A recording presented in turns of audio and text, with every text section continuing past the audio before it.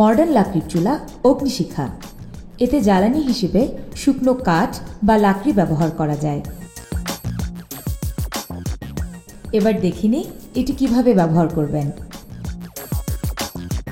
প্রথমেই চুলাটি একটি সমতল জায়গায় রাখুন। চুলার উপরের মুখটিতে ছোট আকারের লাকড়ি দিন।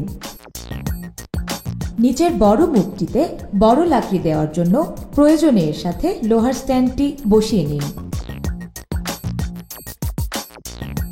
অবশ্যই শুকনো লাকড়ি দিতে হবে, তবে শুকনো পাতা বা খড়কুটো ব্যবহার করা যাবে না। যদি করেনও আপনি মডার্ন চুলার সুবিধা পাবেন না, কারণ এতে প্রচুর ধোঁয়া তৈরি হবে। আগুন জ্বালানোর সুবিধার্থে লাকড়ির একটা ছোট টুকরায় সামান্য কেরোসিন দিয়ে জ্বালিয়ে নিন। এবার আগুন জ্বালান।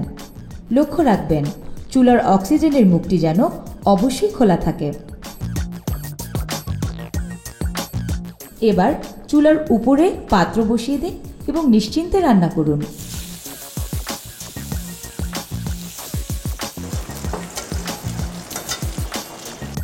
মনে রাখবেন আপনি আপনার প্রয়োজন মতো লাকড়ি কমিয়ে বাড়িয়ে আগুন নিয়ন্ত্রণ করতে পারেন।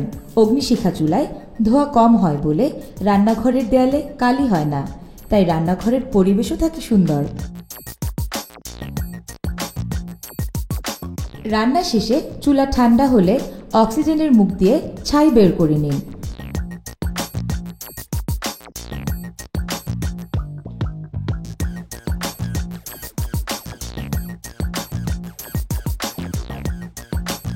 চুলাটি সুন্দর ও পরিচ্ছন্ন রাখতে কাজ শেষে শুকনো কাপড় দিয়ে চুলাটি ভালো করে মুছে পরিষ্কার করে নিন।